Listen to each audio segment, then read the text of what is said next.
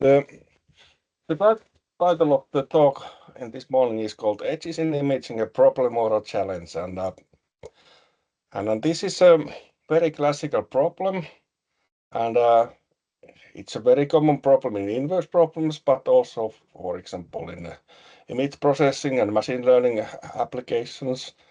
And the general thing is that detecting these edges is kind of easy if you have lots of data, but in the case that you have got limited number of data, so the problem becomes extremely difficult, especially under the changes of, for example, of discretization or noise models in general.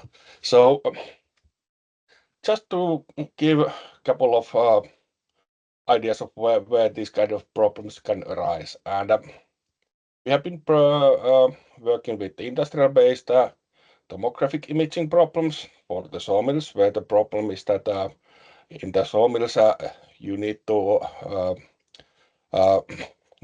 get planks out of the logs, and then the problem is that the logs themselves might have foreign objects. There might be even metal objects inside them. So you need to make imaging, and also in order to optimize the sawing patterns. And then the general problem over there is that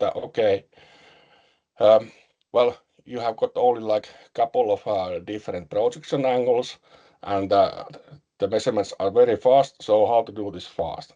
So that's a computationally demanding problem, but also there's a very little amount of data. So you need to have some clever models in order to tackle this problem. Then we have got a number of partial differential equation-based problems. And here I mentioned a couple of them, for example, electrical impedance tomography, Darcy flow models, and subsurface imaging. For example, in these Darcy flow models, we have got channel models, for example, which are used in the oil fields and where the oil is flowing. And over there, the problem is in finding the channel model itself, for example, through parameterized functions or something like that. And then finally, a third example is satellite remote sensing. So, for example, in the Baltic Sea, we have got the algae, which we need to estimate from satellite-based images. We have been working also in Africa on mapping water hyacinth, an invasive species in Lake Tana with Landsat 8 data. So in all of these problems, the common thing is that there are sharp edges. There might be edges which might also be not that sharp. So this varying degree of smoothness is then a problem, and then we need to build up models which actually can then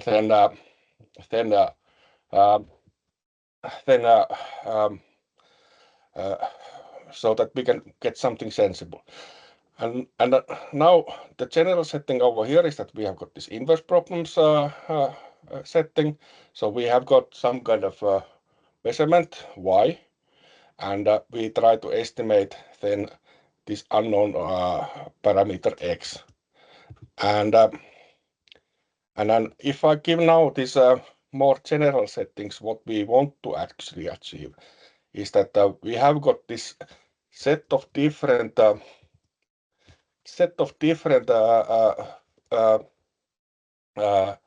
roughnesses, and our typical problem is that we don't know the smoothness. So we need to have a parameterization where the roughness is modeled as some kind of parametric parameter or a parametric function. And then, for example, in this left-hand side, we have got this kind of a blocky structures which are very typical, for example, in subsurface imaging. And then we might have also like this kind of layered structures, or then we might have something smooth. So we need to have something where we can tackle all these things. And what we do over here in inverse problems is that we build up prior distributions P of x, and that's where we code up our information of the sharpness or the smoothness. So basically, this property has to go to the prior itself, and that's what we aim at. And then for this linear inverse problem or non-linear inverse problem, that goes to the likelihood and is treated as in the general setting as usual. So there's nothing particular on those. So we assume that this is kind of like fixed, and the only thing that we can work on is the prior itself. So that's our moving part.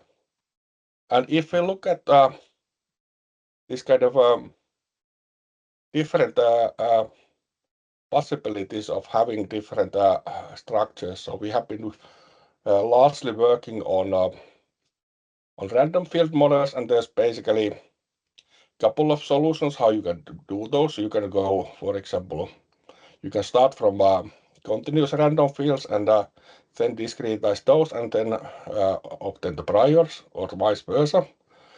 And then the question is always that in the finite dimensional spaces, like what is your method of discretization, making these discrete presentations? And we have been working mostly with finite difference models, finite element models, and then also recently we have been largely working with neural network structures, which are basically functional approximations. And here are some examples of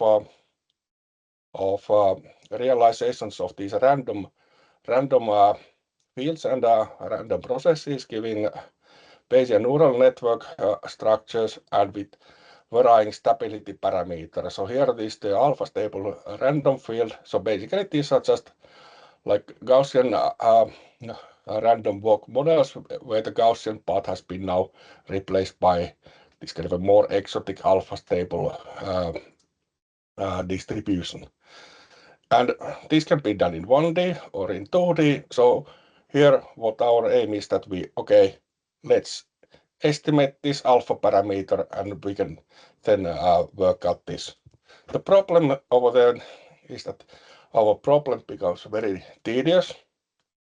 With the resulting posterior, that is our solution of the inverse problem, it becomes, if we have got, for example, a tomographic imaging problem, so we might be easily in this kind of like 1 million unknowns, even with coarse parameterization, we are in the 10,000 regime, and so we are in the high dimensional setting. The other thing what happens is that when we always have these jumps at the edges, so we get multimodalities into these posterior probability density functions. And that is a very difficult thing for any kind of Markov chain Monte Carlo methods to tackle with. And the third thing is that when we build up these more exotic priors, which are these alpha stable based or student-state, so we have got lots of probability masked in the tails. So we need very efficient MCMC methods. We might also resort to some optimization-based methods or variational inference, and then we also might need to resort on building up fast approximations of the log posterior densities, as for example in the alpha stable case, we don't have these log posteriors in closed form, so we need to approximate, and we need to approximate them fast. So this is what we do. The other solutions for this kind of non-stationary for these edges are building up hierarchical models based on Gaussian Markov random fields and coding up these edges in the length scaling, so that we get this kind of like 2-3 layer type of a Gaussian process model, and this is basically some kind of a deep Gaussian process models in machine learning literature. And of course, then we can do some other things, like we can do partitioning of the